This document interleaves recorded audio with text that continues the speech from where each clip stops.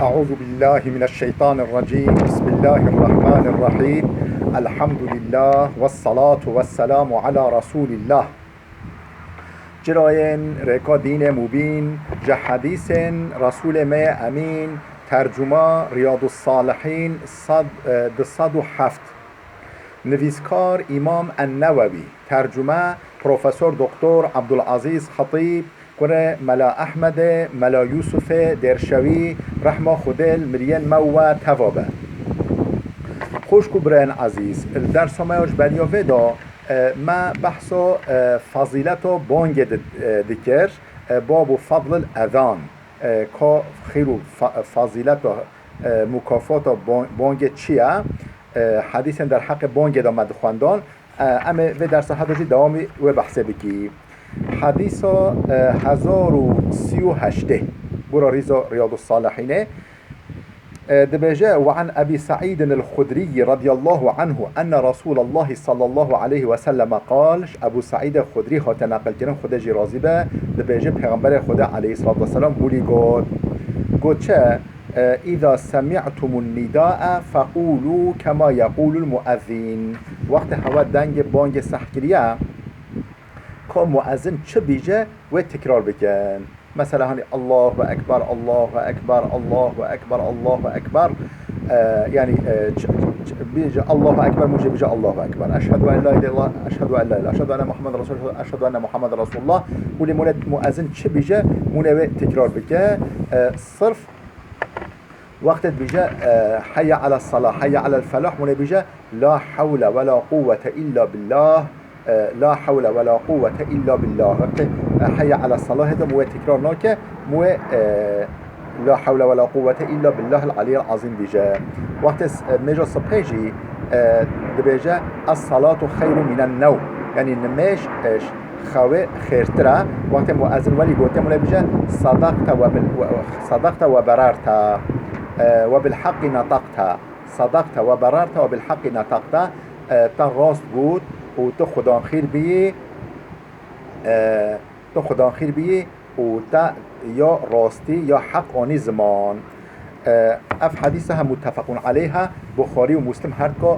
جهدانل کتاب خدا خودش و راضی به حدیث 1039 نخیر 1039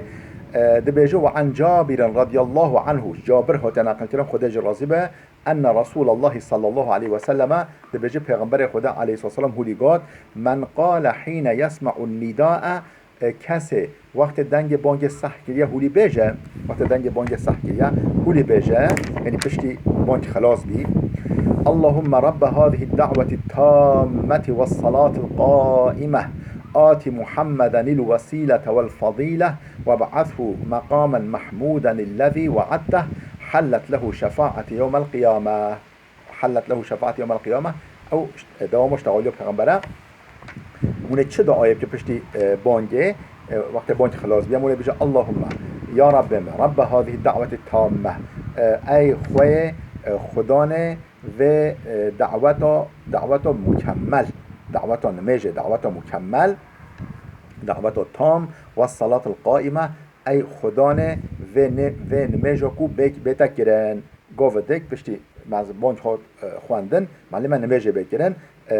خدانه صلاة القائمة یعنی او نمیجه بکرن آت محمدا الوسیلة ای خدانه هولی تا بدی محمد وسیله والفضيلة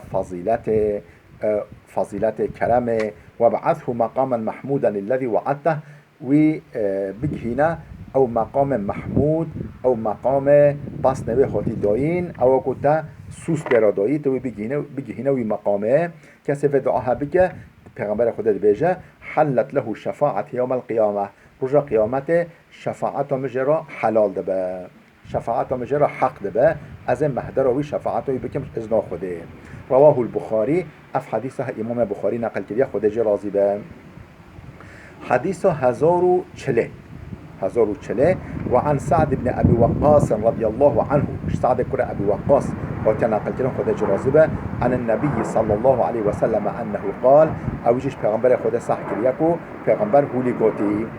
من قال حين يسمع المؤذن أشهد أن لا إله إلا الله وحده لا شريك له وأن محمدا عبده ورسوله رضيت بالله ربا وبمحمد رسولا وبالإسلام دينا غفر له ذنبه. دبیجه پیغمبر خدا علیه الصلاة والسلام من قال حين يسمع المؤذن وقتی که مؤذن صح کرد دنگ مؤذنی صح کرد بیجه اشهد ان لا اله الا الله وحده لا شريك له